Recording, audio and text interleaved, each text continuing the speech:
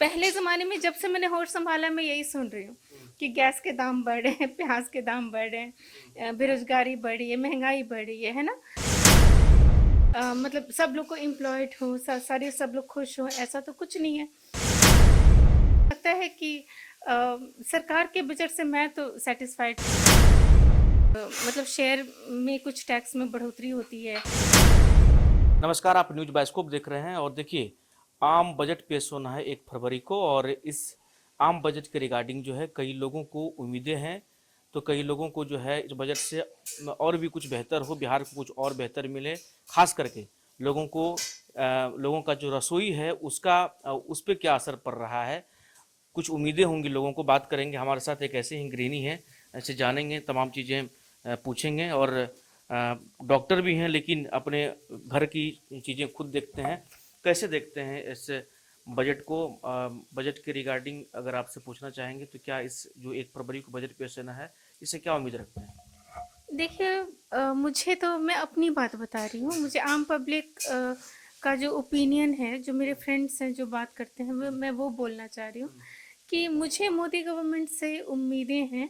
और मोदी गवर्नमेंट मेरे ख्याल से अभी तक खरी ही उतरी है, क्योंकि ठीक है, एलपीजी गैस के दाम, लोग लोग बोलते हैं कि महंगाई बढ़ रही है, गैस के दाम बढ़ रहे हैं, बेरोजगारी बढ़ रही है।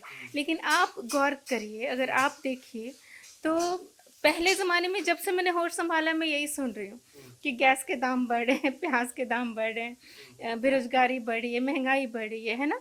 तो कोई भी एक ऐसी गवर्नमेंट बताइए जिसके शासनकाल में महंगाई ना बढ़ी हो, या पब्लिक बहुत खुश हो कि गैस बड़ी सस्ती मिल रही है।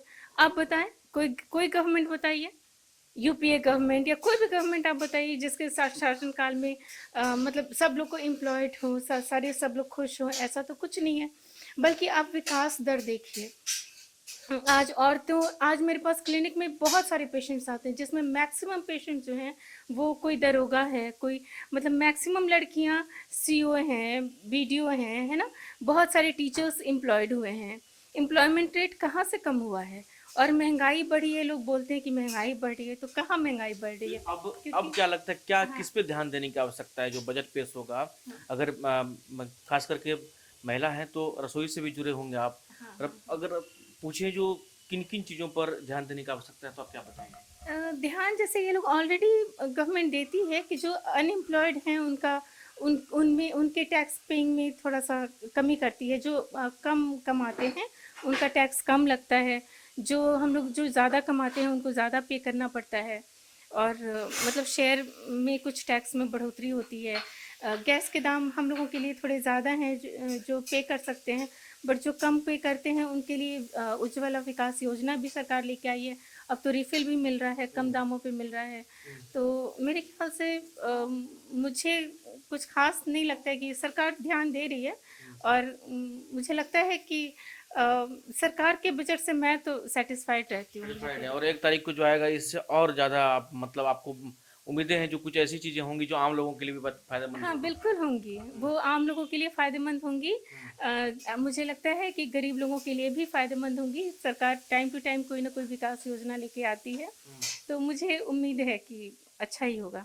लेकिन अगर बजट किचन की बात करें तो नहीं लगता है जो कुछ चीज़ें ऐसी हैं जो हम लोग आम प्रयोग में उसको यूज करते हैं, उसके दामों में भी बढ़ोतरी बजट से जो है हुई है। कहीं ना कहीं उस पर भी जो है मतलब एक सब्सिडी मिलना चाहिए या फिर दाम कम होना चाहिए।